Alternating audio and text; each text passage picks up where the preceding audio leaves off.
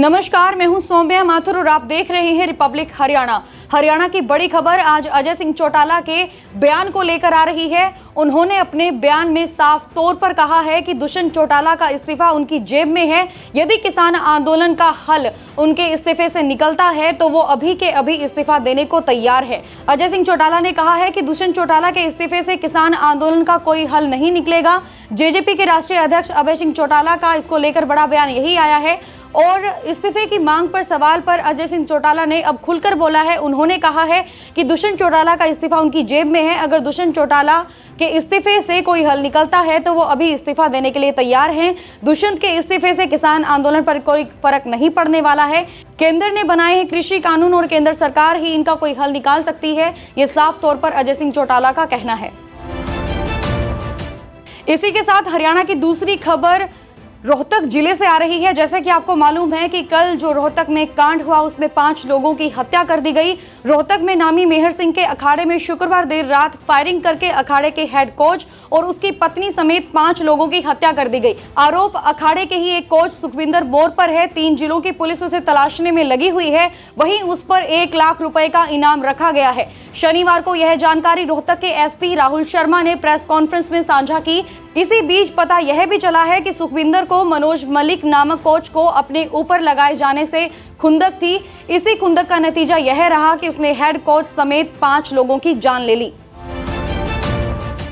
Old Faridabad में बनने वाले 50 बेड की बजाय 80 बेडों को मंजूरी दे देने के बाद सरकार ने कई अधिकारियों को सस्पेंड कर दिया गया है। आपको बता दें कि नगर निगम के सुपरिटेंडेंट इंजीनियर ओमबीर सिंह और एसडीओ रामकुमार को सस्पेंड कर दिया गया है। सरकार का कहना है कि जब मंजूरी 50 बेड की थी तो उसे बढ़ाकर 80 बेड की मंजूरी क्यों ली गई, जबकि अधिकारियों का कहना है कि सरकार के कहने पर शहरी स्थानीय निकाय के कंसल्टेंट के माध्यम से प्रस्ताव बनाकर 50 के स्थान पर 80 बेड का अस्पताल बनाने का प्रस्ताव नगर निगम में भेजा गया था। उसका अध्ययन करने के बाद सरकार ने मंजूरी दी। यही नहीं, 50 के बदले 80 बेड का अस्पताल बनाने में कोई अतिरिक्त खर्च भी नहीं बढ़ा, फिर भी उन्हें सस्पेंड कर दिया गया। ओल्ड फरीदाबाद थाने के सामने नगर निगम की जमीन पर 29.98 करोड़ की लागत से मल्टी स्पेशलिटी अस्पताल बनना है। जजपा की पंचकुला में हुई राष्ट्रीय कार्यकारिणी बैठक में सबसे बड़ा मुद्दा कृषि कानून और किसान आंदोलन को लेकर रहा। कृषि कानूनों को लेकर विपक्ष द्वारा डिप्टी सीएम दुष्यंत चौटाला को लेकर लगातार बयानबाजी करके बनाए जा रहे दबाव को दूर करने को लेकर चर्चा हुई। सूत्रों का कहना है कि बैठक में विधायकों, पार्टी पदाधिकारियों से प्रदेश भर का फीडबैक लिया गया। डिप्टी सीएम के इस्तीफे को लेकर विपक्ष काफी प्रचार कर रहा है। इसे डिप्टी सीएम को बचाना है, जिसके लिए नेताओं और वर्करों को फील्ड में उतारना होगा। कहीं भी टकराव की स्थिति नहीं बननी चाहिए। लोगों के बीच बैठकर यह समझाना है कि यह मामला केंद्र का है, इसमें दुष्यंत चौटाला का कोई दोष नहीं है। वर्करों को काम करने का भरोसा दिया गया। डिप्टी सीएम ने कहा कि आधार कार्ड में दर्ज उम्र बुढ़ापा पेंशन के लिए मान्य होगी। जैसे कि आपको पता है कि कोरोना संक्रमण के चलते कई लोगों को जेल से पैरोल मिल गई थी, लेकिन अब जो है पैरोल को लेकर खबर यही आ रही है कि कोरोना संक्रमण की वजह से जेल से पैरोल पर छोड़े गए कैदियों और हवालातियों को अब वापस जेल जाना होगा। हाई पावर्ड कमेटी की हुई बैठक में यह फैसला लिया गया है। हरियाणा में संक्रमण की वजह से 2580 कैदियों को 15 फरवरी तक पैरोल दी गई थी।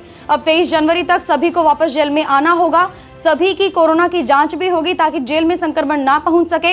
इसके अलावा अब जेल में बंद कैदियों से उनके परिजन भी मुलाकात कर सकेंगे। हर सप्ताह सोमवार से शुक्रवार तक परिजन अपनों से जेल में मिल सकेंगे। विचाराधीन कैदियों को भी अपने वकीलों से हर शनिवार को मिलने की अनुमति दे दी जाएगी।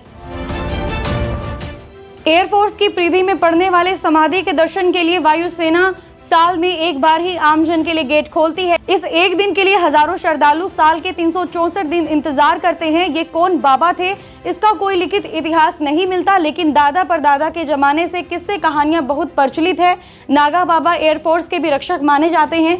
एयरफोर्स पुलिस के अधिकारी कहते हैं कि 1965 के युद्ध में पाकिस्तान ने यहाँ हवाई पट्टी को बमों का निशाना बनाने की कोशिश की थी। एक भी बम हवाई पट्टी पर नहीं गिरा। तब किसी को सपने में दिखा था कि सारे बम नागा बाबा ने हथेली पर झेले थे। ट्रैक्टर परेड के बाद जिस प्रकार से किसान आंदोलन में हरियाणा और यूपी के लोगों की भागीदारी बढ़ी है और खापों के सहारे लगातार महापंचायत हो रही है, उसको देखते हुए हरियाणा के लिए आंदोलन की रणनीति में बदलाव किया गया है। अब 36 बिरादरी को जोड़कर आंदोलन में शामिल करने के लिए अभियान शुरू कर दिया गया है, जिसके तहत ही प्रदेश में अनुसूचित जाति, अनुसूचित जनजाति व पिछड़ा वर्ग समाज के लोगों के साथ बैठकर किसान बैठक कर रहे हैं और इस समाज के लोगों की पंचायतों को कराने की योजना तैयार की गई है। हरियाणा कांग्रेस में टकराव और कलह होना समाप्त नहीं हो रहा है। हरियाणा कांग्रेस के प्रभारी विवेक बंसल के प्रदेश में लगातार दौरों व प्रयासों के बावजूद पूर्व मुख्यमंत्री भूपेंद्र सिंह हुड्डा और प्रदेश अध्यक्ष कुमारी शैलजा के साथ खींचतान कम नहीं हो रही है। कांग्रेस की सोशल मीडिया विंग को सक्रिय करने चंडीगढ़ पहुंचे विवेक बंसल ने हालांकि पिछले 5 माह के दौरान कांग्रेस दिग्गजों की गुटबाजी काफी हद तक कम होने का दावा किया है, लेकिन 3 कृषि कानूनों के विरोध के चलते प्रदेश भर में होने वाले आंदोलन को लेकर हुड्डा और शैलजा गुट आमने सामने है। हुड्डा अपने हिसाब से आंदोलन का संचालन कर रहे हैं और शैलजा का अपना अलग स्टाइल है। तो ये थी हरियाणा की तमाम बड़ी खबरें। हरियाणा की तमाम बड़ी खबरों की जानकारी लगातार पाने के लिए जुड़े रहिए रिपब्लिक हरियाणा के साथ। यह खबर पसंद आई है तो ज्यादा से ज्यादा इसे शेयर करें। इसी के साथ मैं सौम्या माथुर आप सभी दर्शकों से लेती हूँ इजाजत। नमस्कार।